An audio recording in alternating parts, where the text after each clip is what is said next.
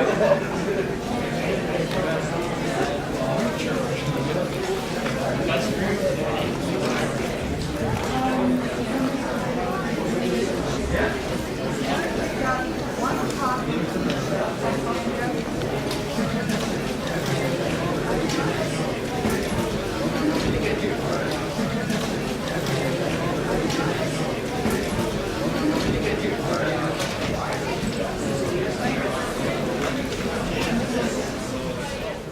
morning, everyone, and I want to thank the Women's League for holding this, and what great experienced people we have up here, which I am not one of them.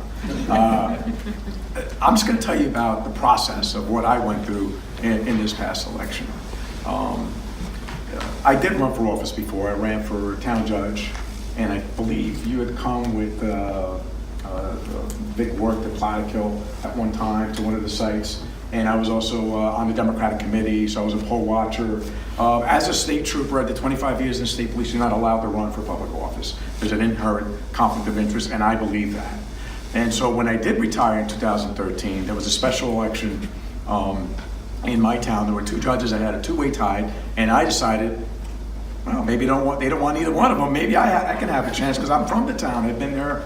Well, I've been there all my life, so I decided I was going to jump into the race. I waited, of course, for the one individual to say he wasn't going to run, and I decided that I was going to give this a shot. Even though we're not involved day-to-day politicians, we are. When you're at your office at work, wherever you work at, you talk about politics, whether you believe it or not, whether it's office politics or what's going on in the world, you do. You talk about that. And those that know me that worked with me in the New York State Police or in the Marine Corps knew that I always had an opinion about politics and the direction of our country. I've been serving all my life since the age of 18. Not in this capacity, but in the capacity of being a U.S. Marine and being a New York State Trooper, being deployed, going all over the world and seeing how great our country is, and coming back home to my town in Plattekill and the history of my town with the rich culture of the Hispanic identity that it has in the beginning of since the 1920s. The first Puerto Rican villa opened up in 1948, so there was a huge Hispanic population, especially in the summertime in Plattekill. And so Ulster County is my home. I started here as a trooper, and so I decided to jump into that race. And although I didn't win, the experience that I gained from that was huge. Educating people of what a caucus is, you'd be amazed how people, by the way, Plattekill is a commuter town. My father was a commuter, I was a commuter. A lot of people I went to school with, their parents were commuters. They don't really want to get involved in the day-to-day stuff that's going on in town. They don't have time for that. They'll come out for the presidential election, they'll come out for the congressional elections, the midterm elections, but they're not going to bother with small town politics because it doesn't, to them, it doesn't, they don't feel that it affects them. It has nothing, but they're so wrong. And one of the things you have to do is educate people of what the process is. People don't even know what a caucus is. I will tell you, I've been voting all my life. I never participated in the caucus until I ran for town judge in 2014. And that goes to show you right there how people in your towns don't know the process. The experience that these folks bring to the table and what they talk about, most folks don't know about. If you bring enough people to the caucus, you're going to win that line. It could be a caucus, for example, for the Conservative Party in my town. It's like 300 voters. If 6 people show up and they vote, those 6 people made the decision for those 300 people in the line. It's amazing to me. I was like, wow, that's how democracy works at the local level. That's incredible. Someone who swore and took the oath of office every time he re-enlisted in the Marine Corps, when I became a commissioned officer. It's not the democracy that I thought it was until I got involved in it. So it really is an amazing thing to be involved in, get involved in the process and educate your voters and tell them what it's about. The voters of today are much more educated than they ever have been. This past election, I've never seen the involvement of so many people.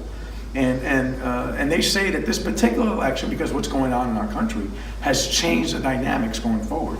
People have decided not to run for office because of it, which I find amazing. I don't know if that's true or not, but I do find that amazing. And so the process. I also ran for town supervisor because I was on the committee, and my job was to get people to run for office, like some of you folks here. You want people to get involved. You want to educate your voters. The supervisor's race was a last-minute decision for me. I actually made the decision on the day of the caucus. The individual that was going to run pulled out like 2 days before. And of course, I had 2 candidates that I said to them, you have to run. It's important. Well, it doesn't matter if you want to lose. It's important to give the people a choice. That's what democracy is all about. And so the day before the election, the caucus, the person that was going to run for supervisor pulled out. So I'm sitting there at a meeting, and I'm like, oh boy, and they're all looking at me. Especially those that are running in that year. So of course I said I would run. Not as a placeholder, because whatever I get involved in, I'm gonna do my best. And that's the important thing when you run for office. If you're gonna run, you're gonna do it because you wanna put your heart and soul to it. The duty to serve is so huge. You wanna make sure that you're doing it for the right reason.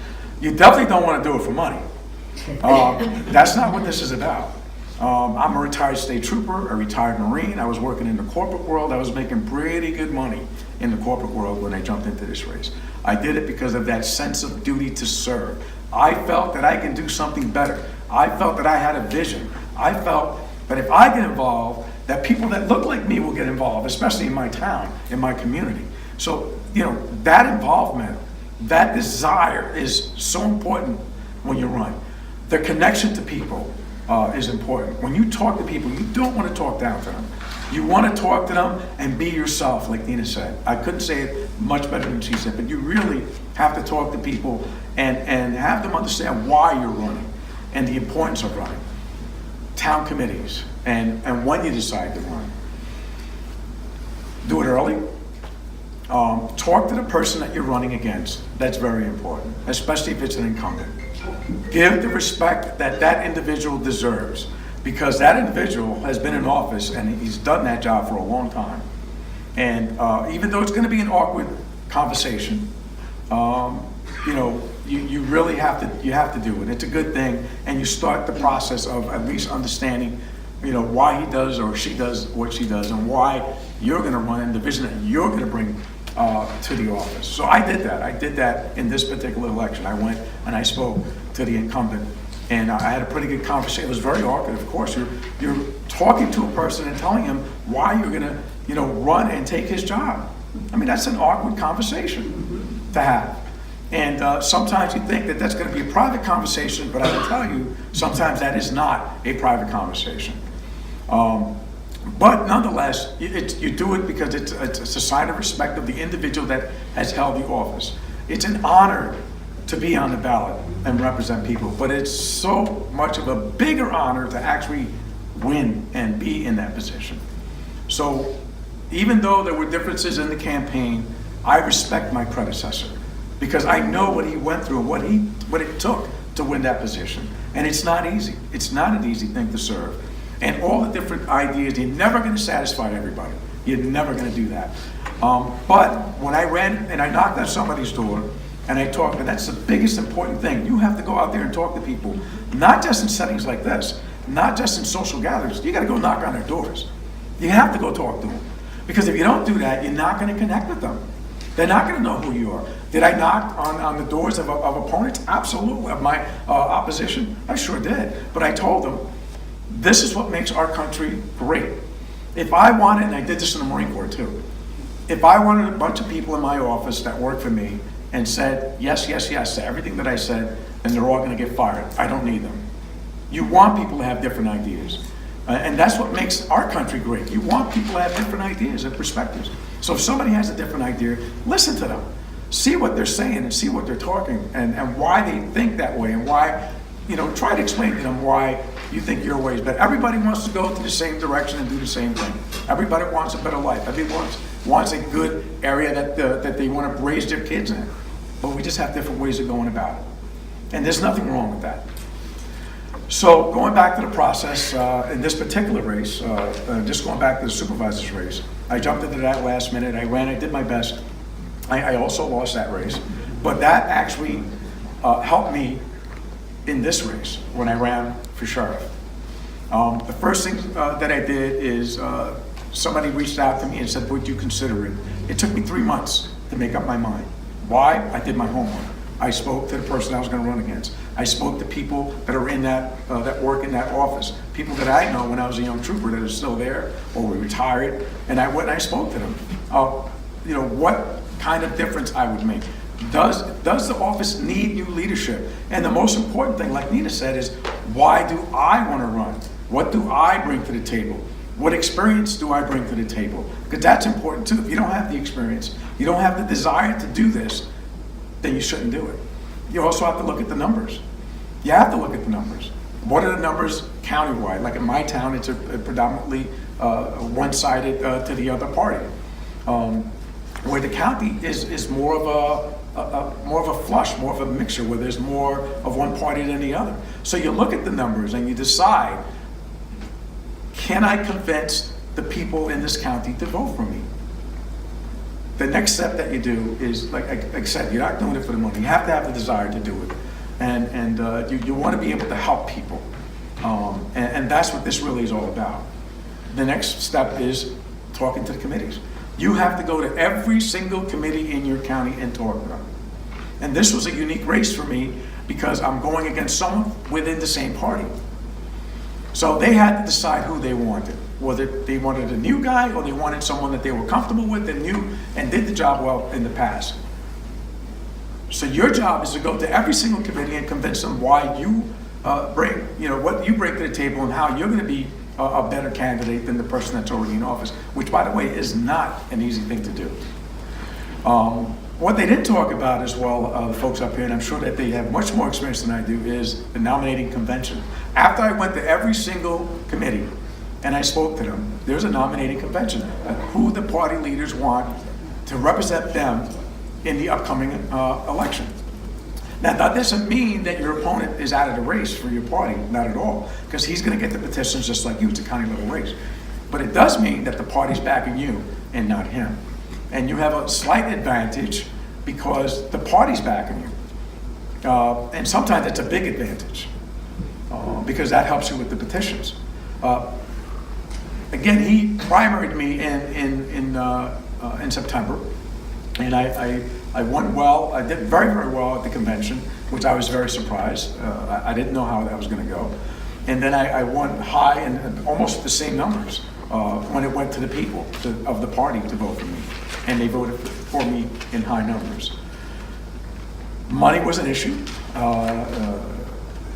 Whenever you run for office, money is going to be an issue. When I ran for town justice, when I ran for supervisor, I put my own money in. I was lucky because I have a retirement, I have a job, I could afford it. So I did it. This was a little bit different. I was told I had to raise $100,000 for this race. And I was like, oh my God, that's pretty scary. Think about that. $100,000 for a county race. That's a lot of money. The other problem that we had was that there was another race going on, New York 19. And they had 8 candidates. Everybody was already given money. So one thing, if you didn't hear this before, call time. You have to pick up the phone and call donors and ask them to donate. That is the most uncomfortable thing I have ever done in my entire life, is ask people for money. I never asked for anything in my life. I earned everything that I had, whether it was jumping out of a plane in the Marine Corps, whether it was getting promoted 10 times, only generals get promoted 10 times, whether it's being a trooper in the New York State Police and being an investigator. I did everything on my own. I never had to ask anybody for anything. I'm 5'5". You know what I mean? So I had to fight my way through everything in life, and nothing was easy for me. I know the way I look. So making that phone call, asking for money, and thank God I had people that helped me, because they'd done it and they were like, oh no, they want you to ask. They want to be part of the process. And I'm like, what? So call time, and that was you would get a list of donors. Some people had a list from other campaigns, or you would develop your own. You start with your friends, your family members, and tell them that you need help, you're running for office, and whatever they can donate. Have a set number. I need $200 from you. I know you can afford it, especially people that you know. I know you can afford it. And you may have to go back and ask them again and again. and again. It may be 3 or 4 times. But you start with your core and your friends and your family, and you start getting them to donate money to your campaign.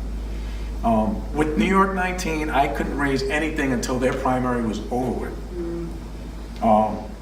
And my convention, that convention win, that nominating convention win was a huge thing for me, because now that gave me the validity that I needed to ask people for money.